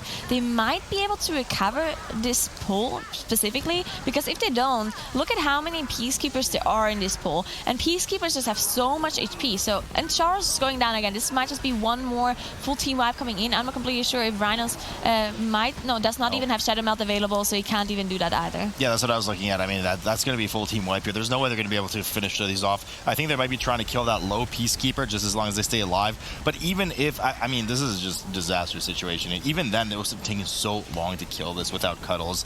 Just 2 rogues and the Warrior kind of going at it right now. Reyna's doing what he can to try and survive the pull. I think he was just trying to stay alive until his Shadow Melt came back up, but that's a 2-minute cooldown, and it still had about 1 minute and 10 seconds left on it. There's no way you're surviving that long, which, I mean, he is right now, to be fair, but unfortunately, that is all she wrote for one last chance, as 13 deaths go up on the board, and they're going to get in there and they're going to have one last chance to try and kill that pack before Team 430 inevitably will keep pulling further and further ahead as they sit at 28% trash, 0 deaths on the board. And as we saw it earlier, slow and steady wins the race here. We saw an Inhaled Vapor charge from one of the adult thugs hit Kiki right in the face. Nice spread out for the Quaking right after as Shield Wall comes up from Inspiration. Yeah, those kind of pulls, if you have a nice transmog, by the way, by Rhinon here. Beautiful. Nice. Modeled after me, of course. No, but I wanted to mention just how big of a time loss this is, and that's, I believe Rhinos was trying to survive as long as possible just to get someone else in combat, because those Peacekeepers were so low HP. They were 20% or even lower than that, and on the 45, they just have so much HP, and the amount of time you have to commit to those is just a huge time loss if you wipe at the very end. So maybe that's what he was trying to do, but he did not manage in the end. So now they have 14 deaths on the board and have to just redo those pulls as the Peacekeepers reset and get all of their HP back. You can also see the thugs now, they pull a little bit slower this time around, only have this after 2 Peacekeepers and 1 thug, but maybe that's what they have to do at this point, because their whole team is just out of defensives and out of cooldowns at this point. As Team 430 just going a lot slower. They don't have a battle rest available for them either, as they had 1 death so far, but with those slower pulls, they might not even need it. They might not even need it. I mean, the thing is, with one last chance, you've had 14 deaths. your team's probably a bit rattled at this point. No wonder you have to pull a bit slower. Yeah. Now, in the previous dungeon, we did see a similar situation crop up where One Last Chance had a very grievous error at the very start of the dungeon and ended up winning, coming back with really aggressive pulls and winning. But the difference between that and this is now they have an extra 65 seconds that they need to overcome the dungeon by. This is a certainly different and much more grievous type of error than we saw in the previous dungeon for One Last Chance. Team 430 here sitting at 40% trash right now as they spread out once again for Quaking and then recombine in order to kill. This rather modest pull here, just one of each mob type right now. Peacekeeper looks like it'll be going down first as One Last Chance. Still works to claw back into action in this dungeon. They sit at 17%, and their Tree of Life was popped here by One Last Chance Rainans. There's only 4 mobs in there. I guess he just felt a bit of danger coming in. What's in there right now? There is a thug and an assassin as well. So I guess just for extra safety measures. But that does have a 3-minute is it 2 or 3 minute cooldown for Tree of Life? 3 minutes. It's 3 minutes. So that won't be available again for a bit. So they're going to have to be rather careful with what they pull coming up. Yeah, and I mean, if we talk about some of those mobs, I know most of you guys probably know the abilities from these mobs, but they're just so dangerous if you add them all up together, especially the thugs, because there's some abilities that are just not avoidable in any way. The thugs, they charge a random target that is not the tank. It does a huge amount of damage. Not avoidable, not interruptible in any way, and you don't know who's getting charged either. And then on top of that, you also have the mech jockeys. If they don't jump into a Peacekeeper, they cast Grease Gun, which is just a huge nuke, an instant nuke without a cast time and without knowing who's gonna get hit by it. So if any of those abilities overlap on one target, maybe even on top of a Quaking or something like that, then it's very likely that you'll just get one shot because of the fortified on this 18 level key. So super dangerous mobs here. On top of that, you have to interrupt lots of them. You need to make sure that you interrupt all of the assassin casts. If any of those go off, it's going to be a huge problem as well. And then you also have the casters here, the vendors who constantly cast Spritzer that needs to be interrupted too. Yeah, I mean, just huge amounts of danger as One Last Chance finally finishes off the pack that another fairly modest pull puts them at 32%. Nice chunk of percentage as always from one of the Peacekeepers, as Team 430 right now struggles to get one of the Enchanted Emissaries away from the pack. They just can't seem to bump it out far enough, so all the melee are playing rather defensive, moving to the other side, trying not to clip too much damage on this aggressive pull that they have. Shield Wall coming out of Inspiration right now finally fades off those 8 seconds of 40%. DR finally falling off as they work on this 2 Peacekeeper pull. Now, in previous weeks in Nagura, we've seen, actually in the previous, let's just start with the previous season for a second. Traditionally, we'd see, 80, 90% trash coming up to the first boss, Coin-Operated Crowd Pummeler, and then after that, minimal trash leading up to Rockmora. It seems teams so far in this season have been adopting to taking a more aggressive post-first boss trash amount, especially with some of those drills later on. Yeah, we've seen lots of teams that pull those drills as Inspiration just dropped very low, almost went down there, but did manage to recover. But yeah, the drills, they also seem to be giving a lot of percentage. They're also very scary pulls, but I mean, the Peacekeepers are scary as well. So you just pick and choose which poison you want to use, because they're both scary and most of them do give a lot of percentage as well. And at some point, in this first area here, before the first pass, just the emissaries make it more difficult. Some of those pulls are just more dangerous because of the emissaries that are standing close by, or just make it inefficient, because if you need a lot of time to deal with emissaries somehow, then you might as well just pull some other trash later on, like those drills. So I believe that's the reason why we've seen some changes in pulls from the Western teams, and we'll see if the Eastern teams adapt to this kind of strategy and pull those drills later on as well. But Team 430 hasn't been looking like a team that really adjusts to those MDI strategies. We've been talking about that they're doing more of the live key strat, so maybe that's something that One Last Chance might be doing later, and maybe not Team 430. Cuddle's going down here, Tad. Death 15 for One Last Chance. They don't have the battle res. It's actually coming up in probably about 10-15 seconds, but not sure if they're going to want to commit it right away. Rainan's going down as well. Prox's Undulating Tides is not going to have that comfort again for 45 seconds. We do know he gives that rather substantial absorb when he dipped below 50%. Tree of Life, though, popped to accompany it, and indeed they do commit immediately their battle res to getting him up. I'm not mad at that play. I mean, most of the mobs are about 30 to 50% plus a very high health Peacekeeper, so they want to chew through the rest of this very chunky fortified amount of health on One Last Chance, who sits at 46% trash. Team 430, I don't know if they haven't adapted necessarily. They do only have 69% of the trash instead of what we were talking about popular previously in the other seasons. Enchanted Emissary getting punted out here for One Last Chance, as Team 430 indeed has started on the Coin-Operated Crowd Pummeler, 93% now as they back it on up. up here, making sure that they punt those foot bombs into the boss. I think they punted all 3 right away, though, which is not the ideal strategy you want to see. What you want to do is, of course, wait until the very last second before the 2-stack falls off the boss, and then punt the 3rd one in order to refresh the stack at 3 and get maximum damage taken uptime on the boss. So the Fury Warrior actually bursting a lot of single target damage as the boss does get the damage increase with the bombs, as Luke just mentioned. So yeah, impressive damage out of the Fury Warrior here. Now, they don't have their Bloodlust available 40 seconds, so I assume they're not going to have it up for the boss, or even if it gets ready at the very end, it's probably not going to be worth it anymore.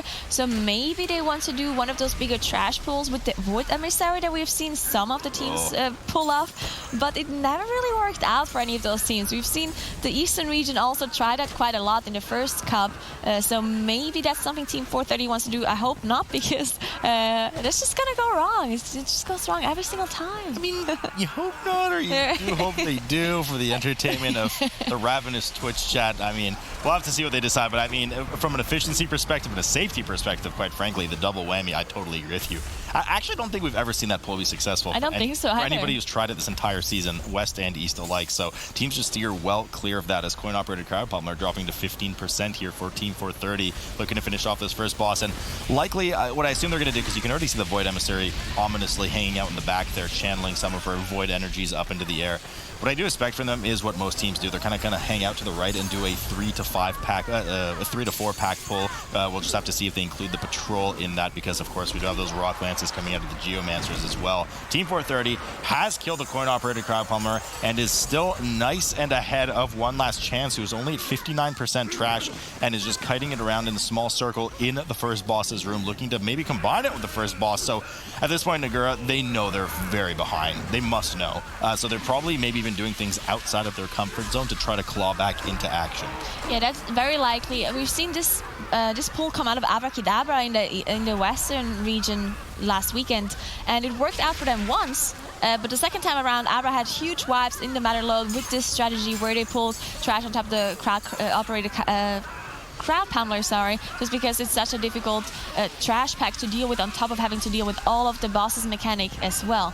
But One Last Chance played it a little bit safer, so they were pulling the trash pack first, tried to finish off one of the some of those lower HP mobs like the Assassin and the Vendor, and then they were engaging the boss on top of having the Peacekeeper, which the Peacekeeper in itself really not as dangerous as the other mobs, just because it doesn't do any of those AoE nukes, doesn't do anything that needs to be interrupted, and most of the time it just stands there and casts a shield. So not too dangerous, and you can just cleave it down on top of the boss. So I like the strategy coming out of One Last Chance. While Team 430 did not commit their Bloodlust here, and they also didn't pull the Void Emissaries as far as I'm aware. So I like their strategy.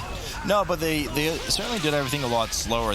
Oh no, the Fury Warrior going down here just started talking. Second death on the board for them, but they do have the first checkpoint from having killed the crowd pummeler earlier, so he's able to just release and get back as to hold on to that precious one battle res that they have, something that One Last Chance does not have the luxury of having available to them for the next 6 minutes or so. But what I wanted to mention is they actually ended up doing a two-part pull there. They pulled the 2 packs on the side and then the patrol plus the one on the left, whereas we've seen most teams very aggressively pull all 4 and just kind of do or die situation, pop Bloodlust on top of it. So indeed, moving slower here, which is why they managed to hold on to that Bloodlust. I'm not really sure what they're waiting for. Perhaps it'll be something with these extractors, the drills on the side, but they do have a fair bit of trash left right now. I mean, this pack is only likely going to put them to around 85-ish, something like that. So we'll see what they use it on. But One Last Chance, I mean, okay, look, they got their work cut out for them. They have still 65 seconds that they need to overcome the dungeon with. Raynan's popped his staff there, but in terms of, if we were just to leave the deaths out of it, they're starting to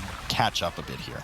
Yeah, definitely. I mean, you can still now see that their strategy is not bad, right? Even with having those huge team wipes at the start and losing so much time right there, disregarding the deaths, they're still in raw dungeon speed pretty close to Team 430. As their DK unfortunately does go down, but again, they killed the boss, so their respawn will be there and he is going to be managing to get back. But Charo's going down too. This might just be a huge team wipe, because there's the Void Emissary in the side and they don't have very much space to kite around, as they pulled the left pack as well, and they might be coming with the Void Emissary too, so they might just have to reset here. Ay, ay, ay, Dios mío here. A lot of damage coming in on one last chance. Everybody getting nuked by that Void Emissary that Nagura mentioned very astutely on the side was pulled there. They're trying to salvage this pull by releasing their corpse and keeping it in combat, but there's no way they're going to be able to stabilize. I mean, there are just rock lances going out left and right. Those are easy one-shot or close to one-shot abilities. That's actually what ended up killing Sharis. And it all started really snowballing from Cuddles dying early.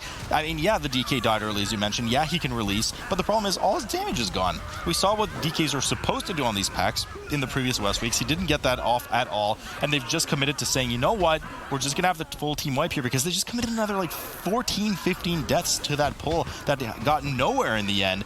Bunch of mobs running back at 20-ish%, some 30, some 40, but I mean, they just didn't get any work done there. Now that gap that was 65 seconds has been increased to 140 seconds, and I mean, this is an absolute fiesta here. Yeah, I mean, this pull that they're doing right now is spectacular. This happens so many times where the tank just runs in and people think they just reset, they release their body immediately as soon as they die because they know the spawn point is there and they want to get in. But it's such a big bait because as soon as you release, you just die immediately again. And this is how groups just end up getting 14, 15, even 16 deaths just on this one specific pull just because they keep releasing and dying immediately again. So hopefully they can finish off the pull this time around, as they did they did a smaller pull, right? They only pulled one pack instead of 3, so definitely a lot smaller here on one last chance. But yeah, 31 deaths at this point, that's just a huge amount of time, while Team 430 are 95% trash. They have their bloodlust, they saved it this whole time, right? So they probably want to use it on the boss here. Definitely very slow. And so, you know, both teams really having a lot of trouble with interrupts on Rock Lance. As we see the debuff right now on Sharis, it chunks you for so much. And we're talking the initial hits like 40% on a tank hit, and then after that it's a dot as well, and it's pure magic damage. So yes, you can spell Reflected, but your shield block's not going to do anything against it. Your armor's not going to do anything against it. You can try to catch up with some Ignore Pain, but we even saw Inspiration dip quite low earlier from it in the last trash pack they did right before here with Taskmaster Ascari, and almost drop as well. Cinderella going down immediately so early into the boss. They committed their Bloodlust, and good on them for holding on to that battle res from earlier. He immediately reses and gets up and starts getting back into the fray of things, cleaving down these Earth Ragers. Now there's a couple of bleeds going out right now, one on the Fury Warrior and one on the Havoc Demon Hunter. We're not in a tyrannical environment here, but those can stack up quite quickly, and it's part of the issue that we saw with the pull off the bat. Yeah, I'm gonna have to call out Cinderella here because when he died, he had 5 stacks, but had Cloak and Stone Skin available and just went down like that. So I think there was something he could have used to prevent this death, but either way they did have a battle res available to them, so they did manage to get Cinderella back up. So not too much loss there. Should have used those defensive cooldowns though to be able to survive, or just not get hit in the first place, because of course Outlaw Rogue do have the bigger melee attack range, so they have an easier time kiting those and not get hit by them. They also have a lot of, I mean, if you think about their comp, they actually have quite a lot of utility, and AoE stuns come out with the Demon Hunter, the Havoc Demon Hunter having that AoE stun, and the Warrior on top of that. So they have quite a bit of control compared to maybe One Last Chance, as DK maybe doesn't bring as much as the Havoc Demon Hunter does for utility. Yeah, no, it's certainly not, but yeah, I mean, that's just complete misplay. No Stone Skin use on heavy bleeds on the Rogue. That's, I mean, are you sure it was up when he actually died, or did it just come up after? Okay. I'll trust you, Nagura. I always trust you. But Team 430 at least did have that battle res, as mentioned earlier. They did not succumb to using it on, I believe it was the DH that died during the trash and released and went back to the boss, so good on them for that. It kind of ended up saving this boss for them, or at least a significant time lost on this boss, the Rogue not have been rezzed. Azeroth goes down here for Team 430. They still have 5% trash on the board, which really scares me because we know what happens when teams do the HR, not the HR, the research wing of trash, the R&D wing, that is. So we'll see if it works out for them, but that Echo Blade always ends up giving someone, as One Last Chance has another, I believe, almost full team wipe. They reached 35 deaths right now. Team 430 has reached the R&D wing and has done one of the pulls on the side. Now, there is no weapons tester in this pack, so it shouldn't be too dangerous.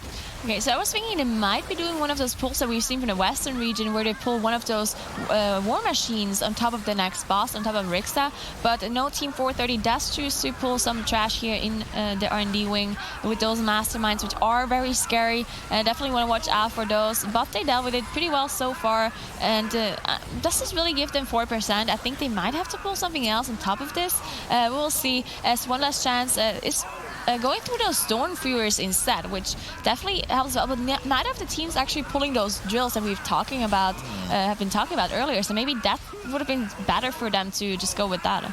I mean, maybe, but I guess it just wasn't drilled into their head that it's a good pull from the west side. So 87% for one last chance. They actually have a fair bit of trash to make up still. We'll see if this Mastermind gives the remaining 3 or 2-point-something percent. It doesn't. So they sit at 99% trash. Now, that's not the end of the world. Obviously inefficient, but they could just kind of trigger a mine or something before Mogul rousing the final boss. Here comes the mass stealth from the team as they go through. They have to be careful with that Mastermind on the side. And I think part of the reason they did the pull they did is because the Masterminds have true sight. So by getting rid of the Mastermind on the right side, they were able to actually just mass stealth through and pull this last trash pack. Oh no, we're having inspiration, grab it, and run off to the side because their battle res, their mass stealth was about to wear off, and they had Quaking on top of it. So just playing it once again extra safe on the side here for Team 430. 2 deaths, unfortunately, though, so a bit of a sloppy skip as they get ready for the res. Yeah, interesting that they're not trying to just use that Shadow Melt. Just, you know, using the Shroud instead, and then just having the safe play with the tank pull it off is just something we haven't really seen much because of the Shadow Melt, just getting rid of aggro completely if everyone uses it at the same time.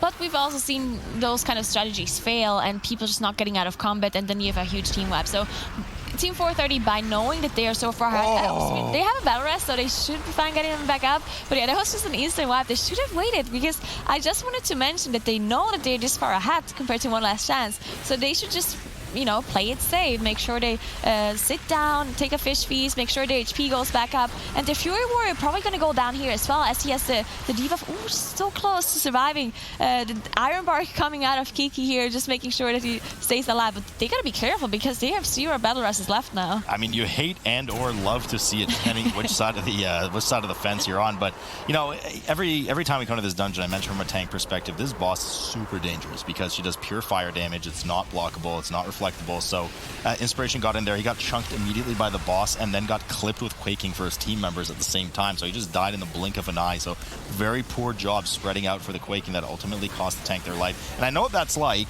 Melee out there with the DPS brain. You guys don't think about the tank positioning. You're just going to run around wherever you want with Quaking, and then the tank gets clipped, unfortunately. So Team 430 did have the battle res, as mentioned, but I mean, they're playing in hardcore mode, so to speak, right now. A bit glass cannon, if you will. If somebody goes down, that's it. They're not going to have a res for 7 minutes or so. Tree of Life being busted out here by Kiki on the side of Team 430, just making sure everyone's nice and healthy as they spread out well for this Quaking, and making sure to avoid Rixa's frontal propellant blast. That does a fair bit of damage. A lot of damage coming in on Cuddles on the side of One Last Chance. Huge bleed as Death Pact goes up, but is not enough, and they don't have a battle res either for the same 6 minutes or so. So Azrael still has 50% HP. There's still Earth Ragers running around, and they don't have their Unholy DK. Yeah, this boss is causing so much trouble for One Last Chance here, as everyone was dropping super low. Rainen died already, and they had to commit the battle rest to get Rainen back up. Does not have the staff available, is very low on mana. Thankfully, does have the tree form come back up here and manage to get everyone back up. But yeah, Catalyst is having too many bleed stacks on top of him from the Earth Ragers just melee attacking, and the boss seems to be not going down at all when it comes to HP. So definitely lots of struggle from One Last Chance in this dungeon in general. Maybe One Last Chance didn't commit too much practice time into this dungeon because they thought that, they're just gonna go 2-0 instead of going this 3-game series here against Team 430, and it's gonna bite them, because they're about to lose this dungeon against Team 430, which seemed like the weaker team in the last 2 games, to be honest. But with One Last Chance having so many mistakes with execution, it's just not gonna. They're just gonna have to go through the losers bracket, as Team 430 is all the way on their way to the last boss, and they only have to do this 1 mine to get the 100% trash, as you mentioned before. Yeah, I mean, Team 430 certainly a very exploitable and beatable team, just because they play slow and steady. They play fairly clean, but if you're to match them up against, I mean, if they win this, they're going to go up against Buff War and Nerf Rogue, which is just a powerhouse team that kind of stomps through quickly without making too many mistakes. So they should technically have no problem with Team 430 if Team 430 moves at this pace. Sloppy skip here on the side again, as I'm not really sure who was trying to pull which mob to the side, but 3 of them succumb to death. Fortunately, Kiki does manage to get through,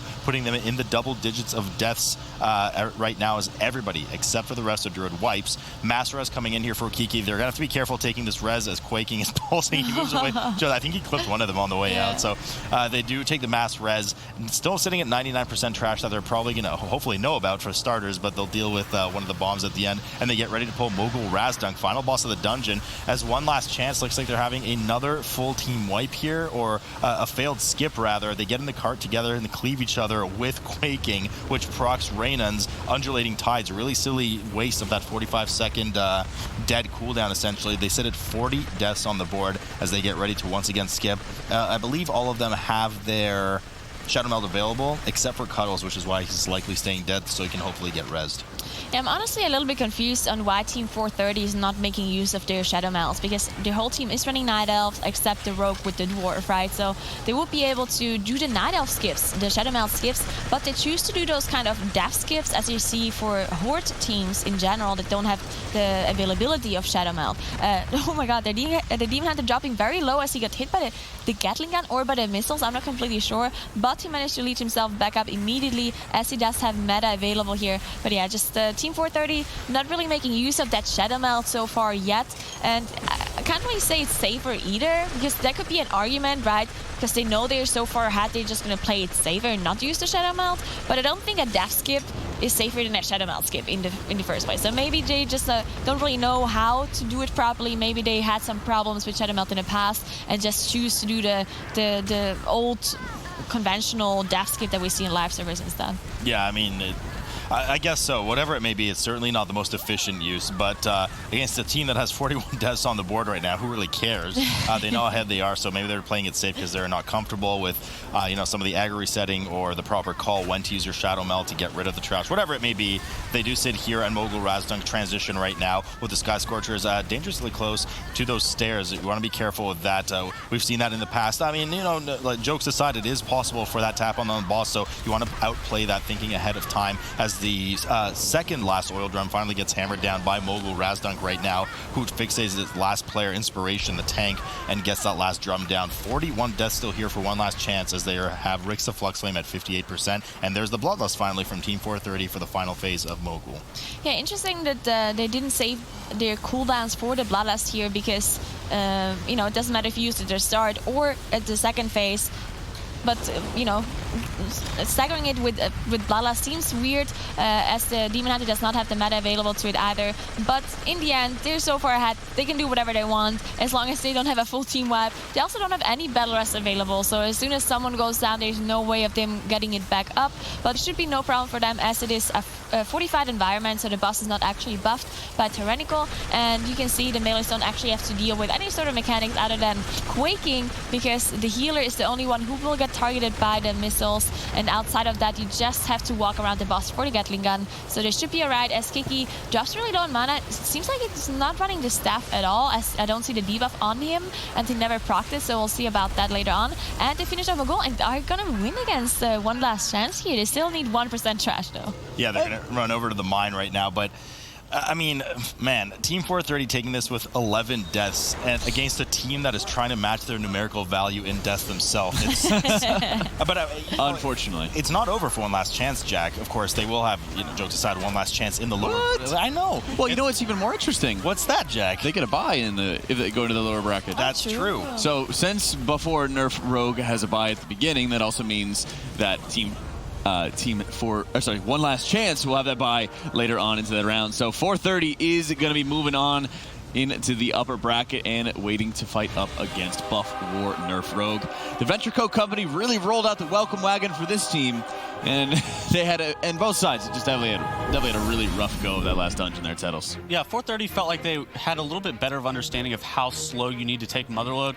For some strategies, we see double Unholy DK be able to take it and do it in 15 to 16 minutes. However, if you're not playing a very meta comp like the double Unholy Death Knight, some of these pulls that One Last Chance was trying to do just don't work at the end of the day because they don't have the damage to be able to deal with it. you actually see 430 here doing a little bit more conservative of pulls, something similar to what we end up seeing on live. Like this double pack together is not very dangerous. You're not overloaded on thugs. You don't have too many kicks that are required from the refreshment vendors. There aren't too many assassins. So 430 just ends up taking it slower and or just a little bit more composed. Whereas One Last Chance, they end up pulling super big on this Earthshaper pack.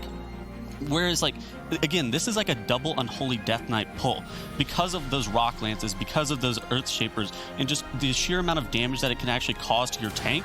It can cause your tank to actually go down very quickly, so if you don't have an adequate number of cooldowns available to you, it can just end up wiping you.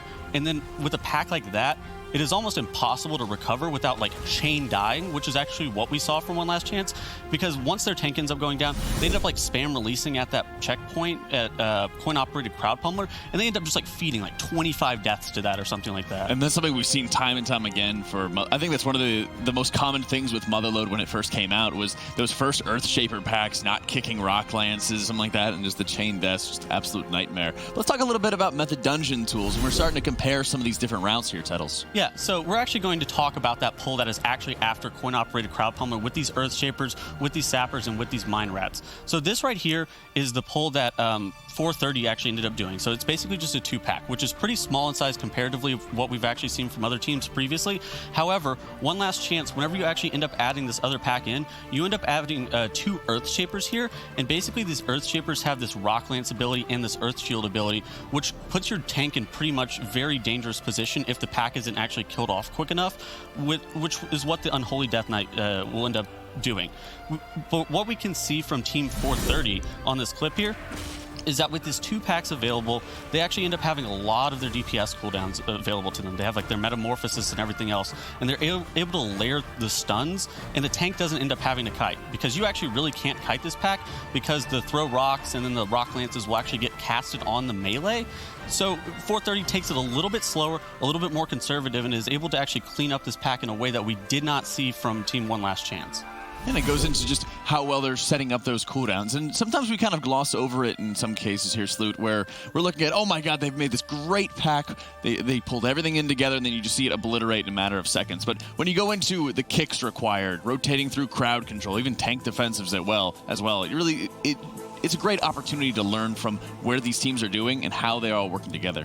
Yeah, I mean, it's, you know, the Western strategy to that pack plus the patrol plus the 3rd pack was really just kill it before we get killed. Everybody, you know, pop your IBFs, so your Icebound Fortitudes for the DHs, Death Pact if you need, Rogue pop what you need, tank, cool, like everybody just go nuts, and we have to kill this in 10-12 seconds. These teams took it a lot slower, and you can see just how costly it is. As soon as a Rock Lance get missed, the tank's eating it. You have Throw Rock that hit random melee anyways during that pack in the meantime. So it's just huge amounts of damage, and it's just really not sustainable if you try to pull 3 to 4 packs and then don't kill it before it kills you. You know, there's a great tip on the World of Warcraft loading screen is that you should try to get the enemy's health down to 0 before yours reaches 0, and they just didn't manage to do that there. Actually, I'm going to take a little quick note on that one. That might help us a little bit on our next raid progression. We'll have to see. We'll also have to take a quick look at our brackets as we're looking at Team 430 moving on into the upper semis. And as we mentioned, One Last Chance does get a bye at the bottom of the bracket. So they are good to go for the day, and we'll be seeing some more of them tomorrow. So next matchup going to be coming up is Black Mamba versus Pixel. And Nagura, we talked last week about how Black Mamba has completely revamped their DPS roster for this. Yeah, they actually struggled quite a bit last cap around. I mean, they ended up getting pretty far, but most of the dungeons seemed like they were struggling a little bit with the DPS, and they also Moon the Rogue in their roster said that they were pretty nervous about it too. So maybe just nerves playing into their performance a little bit, and them just not executing their strategies properly. But it seemed like their strategies are there. It's really just execution. So maybe this time around they're going to be less nervous as it's their second cup, and maybe we're going to see a better performance out of them.